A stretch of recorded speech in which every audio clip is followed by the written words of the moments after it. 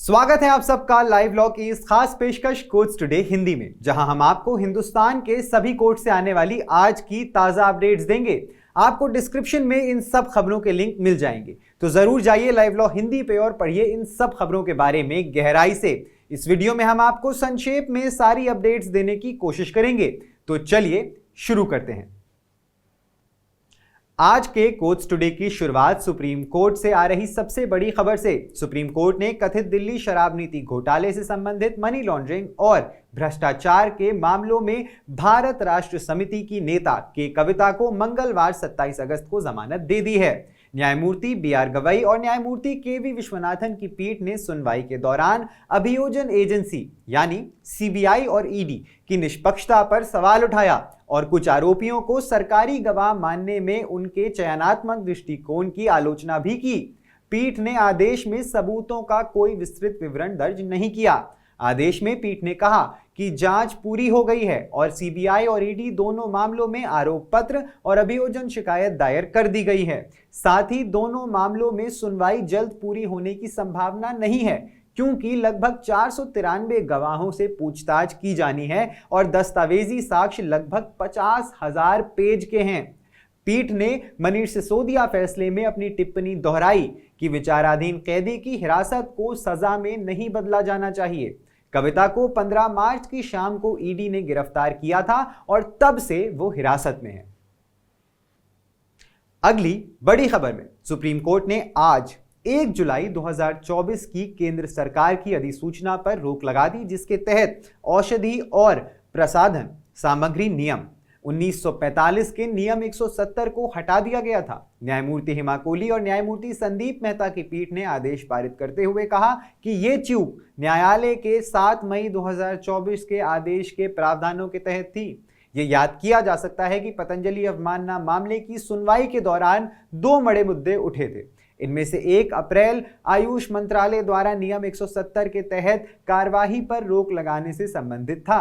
नियम 170 लाइसेंसिंग अधिकारियों की मंजूरी के बिना आयुर्वेदिक, सिद्ध या यूनानी दवाओं के विज्ञापनों पर रोक लगाता है। हालांकि 29 अगस्त 2023 को आयुष मंत्रालय ने सभी राज्य और केंद्र शासित प्रदेश लाइसेंसिंग अधिकारियों और आयुष के औषधि नियंत्रकों को एक पत्र भेजा, जिसमें निर्देश दिया गया कि आयुर्वेदिक, सिद्ध और यूनानी औषधि तकनीकी सलाहकार बोर्ड की एक सिफारिश के मद्देनजर नियम 170 के तहत कार्यवाही शुरू नहीं की जाएगी।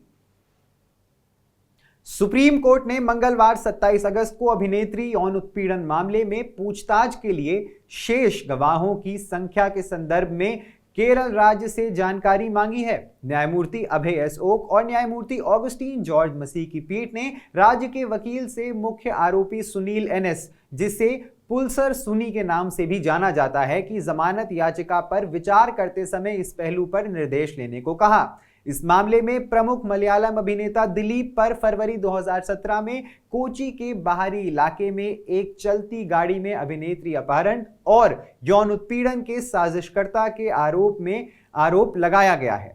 पीठ ने राज्य के वकील को निर्देश प्राप्त करने के लिए 2 सप्ताह का समय दिया। राज्य को 2 सप्ताह के भीतर उक्त अभियोजन गवाह के बयान की एक प्रति रिकॉर्ड पर रखने के लिए भी कहा गया है। एक और बड़ी खबर में सुप्रीम कोर्ट ने आज 27 अगस्त को भारतीय पुलिस सेवा के पूर्व अधिकारी संजीव भट्ट की याचिका पर गुजरात राज्य को नोटिस जारी किया, जिसमें गुजरात उच्च न्यायालय के उस आदेश को चुनौती दी गई थी जिसमें जामनगर अदालत द्वारा दोषी ठहराए जाने और आजीवन कारावास की सजा के खिलाफ उनकी चुनौती को खारिज कर दिया गया था। ये दोष सिद्धि वर्ष 1990 में हिरासत में यातना और मौत के एक कथित मामले के संबंध में थी। जस्टिस विक्रमनाथ और जस्टिस प्रसन्ना बी वराले की खंडपीठ ने नोटिस जारी करते हुए शीर्ष अदालत के समक्ष अन्य लंबित याचिकाओं के साथ वर्तमान याचिका को भी टैग किया। यह घटना नवंबर 1990 में प्रभुदास माधव जी वैश्नानी की मौत के संबंध में है, जो कथित तौर पर हिरासत में यातना के कारण गुजर गए। पंजाब और हरियाणा उच्च न्यायालय के समक्ष एक जनहित याचिका यानी पीआईएल दायर की गई है, जिसमें कंगना रनावत अभिनीत इमरजेंसी फिल्म की सार्वजनिक रिलीज पर प्रतिबंध लगाने की मांग की गई है। सामाजिक कार्यकर्ता होने का दावा करने वाले 2 सिखों द्वारा दायर याचिका में आरोप लगाया गया है कि ट्रेलर में गलत ऐतिहासिक तथ्यों को दर्शाया गया है और ये स्पष्ट है कि फिल्म सिख समुदाय के प्रति नफरत और हिंदुओं और सिखों के बीच दुश्मनी को बढ़ावा देती है। ये तर्क दिया गया है कि फिल्म का जारी अंश सिखों के चरित्र को जानबूझकर गलत तरीके से प्रस्तुत करता है और एक सिख विरोधी कहानी बनाता है।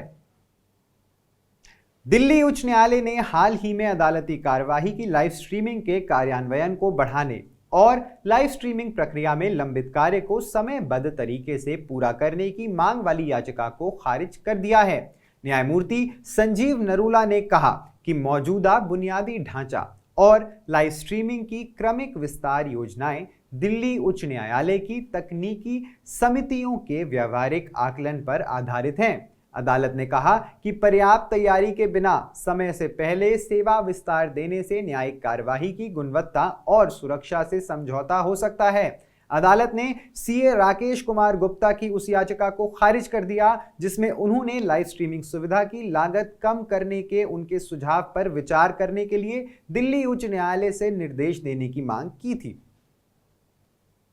दिल्ली उच्च न्यायालय ने कहा है कि स्नातक या स्नातकोत्तर यानी ग्रेजुएट और पोस्ट ग्रेजुएट पाठ्यक्रमों में अनिवार्य उपस्थिति यानी मैंडेटरी अटेंडेंस मानदंडों पर पुनर्विचार करने की तत्काल आवश्यकता है।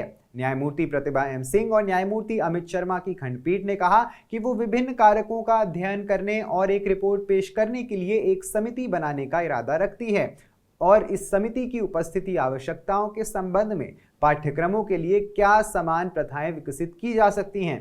पीठ ने आगे कहा कि अनिवार्य उपस्थिति का मुद्दा युवा पीढ़ी के लिए चिंता का कारण है, जो इसे पारंपरिक रूप से सोचे गए तरीके से बिल्कुल अलग तरीके से देखते हैं। इसमें कहा गया है कि छात्रों का मानसिक स्वास्थ्य जो अनिवार्य उपस्थिति मानदंडों की आवश्यकताओं के कारण भी प्रभावित होता है, उपस्थिति आवश्यकताओं पर पुनर्विचार करते समय ध्यान में रखा जाना चाहिए। ज्यादा जानकारी के लिए सब्सक्राइब करिए हमारा YouTube चैनल या विजिट करिए हमारी वेबसाइट www.livelaw.in, जहां आप इन सारी ही खबरों के बारे में अच्छे से जान सकते हैं। लाइव लॉ हिंदी पे आपको हिंदी में सारी ताजा अपडेट्स भी मिल जाएंगी। अगर आपको ये वीडियो पसंद आया है तो इसे लाइक करिए और कमेंट करिए अपने व्यूज। हमें YouTube पर सपोर्ट करने के लिए हमारे चैनल को ज्वाइन करिए एज अ मेंबर और सिर्फ 89 रुपए प्रति माह में आप हमें सपोर्ट करके लीगल जर्नलिज्म को प्रमोट कर सकते हैं। धन्यवाद।